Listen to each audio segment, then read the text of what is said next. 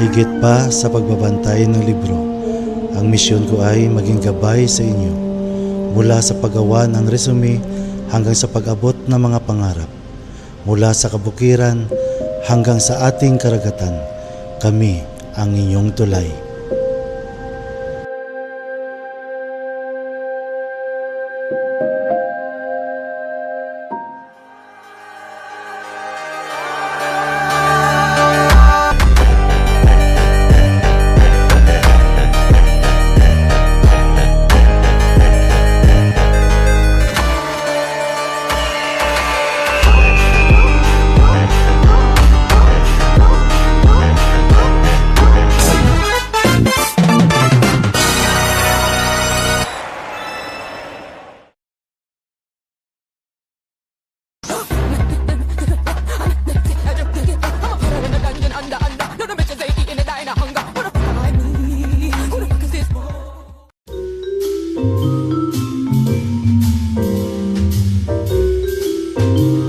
Oh, si Lola, as always, agang-aga.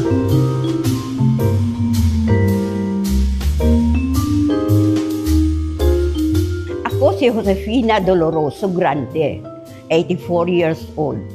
Makakita lang ko na ng mga maka-entertain sa akon or inang mga may matunan man ako blabsan tigulang na ako ay amo gali ini ho. Halin sang timpo ko pa nga nag-eskwela ako. Ang akong gusto diyan ng mga spy na lang nga mga books, mga romance da or ano. Ay gusto ma-enhance man ang imo nga feeling bala nga hindi ka magkuan nga ay durang na gid ako. Magnifying glass. Amo ini ginausar ko kung nagbasa ako. Nagpasalamat gid ako sa tanan nga sa mga staff sang aton di nga library. Sa akong panilag daw maayo sila sa ilang nga trabaho, kada isa sa ilang nga mga trabaho, ginaobra nila sang insakto, and maayo ang ilang nga pagkuan sa mga tao, dira nga nagakadto, dira nga magkuan sa libro. Sila ang walang sawang naglilingkod sa ating aklatan. Sila ang may hawak ng susi sa kaalaman. Sila ang may hawak ng ilaw ng pagkatuto. Sila ang may hawak mo ang beat. Hawak mo ang beat, hawak mo ang gabi.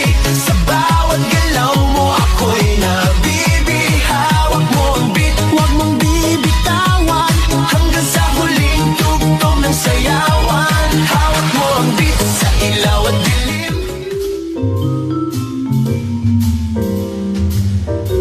Uy, natag yung library. The library carries a story, not only in the books on its shelves, but in the lives it quietly shapes every single day.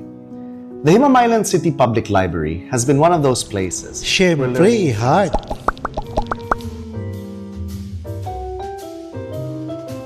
You got mail. Uy, may email siya. Amo na bran, amo sa una. Di magahod. di magahod, di pus. Ako si Jocelyn Ketso.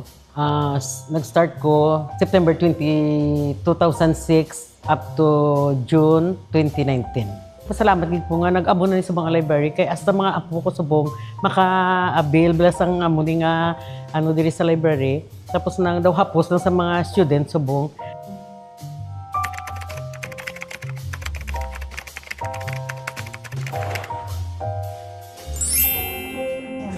Gaano ka muda nga duha? Ay, abaw nung Teddy, gabasa lang kami diya children's books. Mahalaga sa amin ang pagkatuto ng bawat batang Pilipino. Patuloy nating isinusulong ang mga programang nagpapalawak sa kanilang kaalaman sa pamamagitan ng 10 community learning hubs na naipatayo sa buong lungsod. Mas napalalawak natin ang suportang pang-edukasyon para sa 10,000 mag-aaral. Grateful gid ko sa bayan ko, teacher ko program. Kaupod ang Himamaylan City Library. Ka-enhance gid siya sa reading skills ng amon mga kabataan. It improves a lot when it comes to enhancing phonetic sounds and then the blending sounds of the reading. Uy! Scam na naman. Buti na lang may mga programa tayo tulad ng Computer Literacy Workshop na nabibigay ng sapat na kaalaman para maprotektahan laban sa online scams. Scam naman, pilatani na dagan mo haw. 67,000 tani. My name is Erica Grace Tuante. I am a grade 11 business student from Himamala National High School. And I am Janella Vera, grade 11 medical or psych student from Himamaylan National High School. Kung sa library ko, mas makafocus ko sa akon nga activities kag mag-review. Well, ma-recommend ko ang public library, syempre because kompleto siya. We have the printing services there, may internet, may computer pwede magamit. Kanami, gid siya nga concept no nga ang mga students bekay subong base bala wala sila sa mga enough equipment, wala sila enough gadgets para mag-comply sila mga academic compliances. So kanami gid sa library. Ang bawat libro ay higit pa sa papel at tinta. Ito ay sandata ng talino at susi sa maliwanag na bukas. Ang tunay na serbisyo publiko ay wala sa dami ng koleksyon, kundi sa malasakit nating ibahagi ang kalaman sa bawat taong nangangailangan. Sapat na ang katiyakang nakapaglingkod ako ng may puso. Dahil ang matalinong mamamayan ang tunay na lakas ng ating bayan.